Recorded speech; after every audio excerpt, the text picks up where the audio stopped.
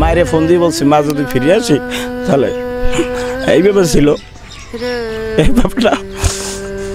এবং আসার পর আমার বাসার সামনে কন্টিনিউ আপনার পুলিশ থাকতো এবং আমার মাকে আমি সর্বপ্রথম ধন্যবাদ জানাই যে আমার মা ছিল সবসময় আমার পাশে। সার্চ বিডি নিউজের দর্শক শুভেচ্ছা সবাইকে।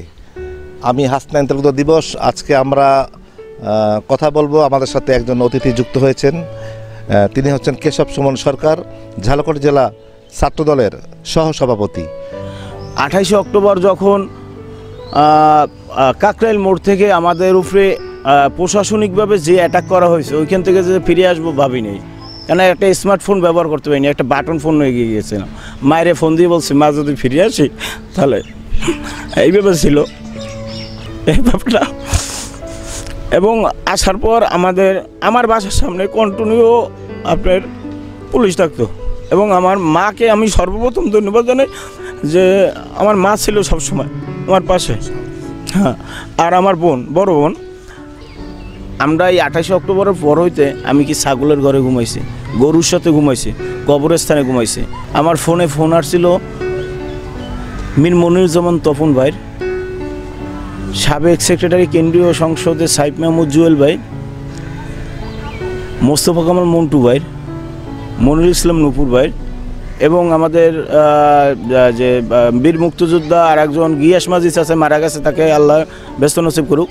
কীভাবে আন্দোলন সফল করা যায়, কিভাবে আন্দোলন চাঙ্গা রাখা যায়, দেশনেত্রী বেগম খালেদা জিয়ার মুক্তির আন্দোলন কিভাবে করা যায়, এইগুলো আমাকে গিয়ে ওইভাবে শিখাইতো। আর মূলত তো আমরা আন্দোলন করছি এদেশে মানুষের ভোটার অধিকার ফিরিয়ে দেওয়ার জন্য। দু হচ্ছে ভারপ্রাপ্ত চেয়ারম্যান আমাদের ছাত্রদলের সাংগঠনিক অভিভাবক জনাব তারেক রহমান ভাইয়াকে দেশে আনার জন্য, দেশনেত্রী বেগম খালেদা জিয়ার মুক্তির দাবি। আমি কিন্তু এইগুলো দেখতাম না যে আমাকে কে নির্দেশ দেবে, ওইটা আমার দেখার বিষয় না। আমার দেখার বিষয় হচ্ছে আমার ভারপ্রাপ্ত চেয়ারম্যানে আমি শুনতাম যে এইটা দিছে, আমার টার্গেট হচ্ছে আমার রাজপথে থাকা, ওইটা সফল করতে হবে। আমাকে 2011 সালে আমতলা রোডের ভিতরে মৃত্যু নিশ্চিত জেনে ফেলে রাখছে।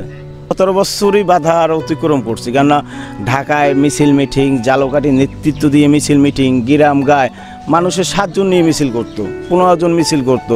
যে মিছিল করতো ওই ছবিটারে ট্যাগ করে এই ফেসিস আওয়ামী লীগের যে দোসররা ছিল এবং তারা প্রশাসনিক যে লোকজন ছিল, তারা ওই ট্যাগগুলা করতো কি যে এই ছেলেটা কোথার, এই ছেলেটার বাসা কোথায়, ওই বাসায় ওই পরিবারটার উপর নির্যাতন চালাইতো। জুলাই আগস্ট, আমরা এটা ছাত্র জনতার আন্দোলনের জুলাই আগস্টের একটা বিশাল ইতিহাস বলে তো শেষ করা যাবে না। আমাদের ভারপ্রাপ্ত চেয়ারম্যানের নির্দেশ ছিল যে ব্যানার ছাড়া যদি আমরা ব্যানারে আসি তাহলে এই ফেসিস যে ওয়াজিদ হাসিনা, সে ওইটাকে অন্য খাতে নিয়ে যাবে, যে জামায়াত বিএনপি মিছিল মিটিং করতে আছে, এদেরকে দামাও। তখন আমাদের নির্দেশ দেওয়া হলো প্রতিটা সেক্টরে এভাবে যে ব্যানার ছাড়া ছাত্র জনগণের মধ্যে তোমাদের নেতৃত্ব দিয়ে থাকতে হবে। রাহান বিন কামাল ও জানে, ওর সাথে আমি কন্টিনিউ যোগাযোগ রাখছি। এই ঝালকাঠিতে ছাত্র আন্দোলন হচ্ছে না জনতার, তো কন্টিনিউ যোগাযোগ রাখতে 16 তারিখ থেকে শুরু করছে ওর সাথে। এবার আস্তে আস্তে 2 তারিখ 3 তারিখ আমি রাহানের সাথে কথা বলি, রাহান তো আন্দোলনটা তো সব দিকে ছড়াই পড়তেছে, তো আমাদের কী করণীয় আছে, আর এই আন্দোলন যদি আমরা ঝালকাঠিতে যদি ফুটেই না তুলতে পারি তো করার কিছু নেই। তো তোমার লাগে কখন কথা হবে, ওদের মেসেঞ্জারে কথা বলতেছি, মেসেঞ্জার ডিলিট করা লাগতেছে, হোয়াটসঅ্যাপে কথা বলতেছি, হোয়াটসঅ্যাপ ডিলিট করা লাগতেছে, কোনো রানিং নাম্বার রাখতে পারতেছি না, কেন যে কোনো মুহূর্তে আমি গ্রেপ্তার হইতে পারি। তখন ওই লোকগুলো আমার সহযোদ্ধারা আমার জানবে এবং ওরাও গ্রেপ্তার হইবে। রাহানারা যে কোনো এক ছাদে ডাকছে সন্ধ্যা 7টা 7:30টার দিক দিয়ে, পরের দিন 4 তারিখ, ঠিক আছে, ব্যাপক। তো রাহানা ডাকছে, রাহানের সাথে আমি কথা বলতেছি, রাহান পরিকল্পনা সেট করা যায় কীভাবে।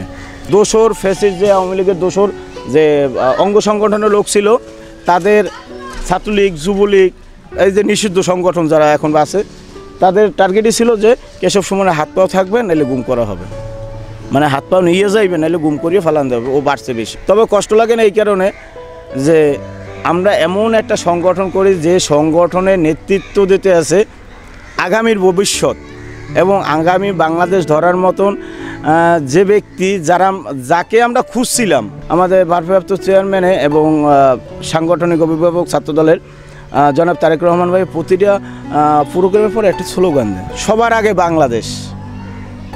ঠিক আছে, তার আগে দিয়েছিল কি, তুমি যদি ভয় পাও তবে তুমি শেষ, যদি তুমি রুখে থাকো তবেই তুমি বাংলাদেশ। এভাবে স্লোগানে কিন্তু আমাদের শরীরে শিহরিত হয়েছে, রাজপথে দাঁড়ানোর মতন উজ্জীবিত একটা শক্তি হয়েছে। আমরা এই আদর্শিত হয়ে আজকের বাংলাদেশকে একটি সুন্দর থেকে সুন্দর রূপ মডেল বা সুন্দর একটা জায়গায় অবস্থান করতে চাই। তলাবিহীন জুড়ে বাংলাদেশ থেকে সুন্দর একটা জায়গা।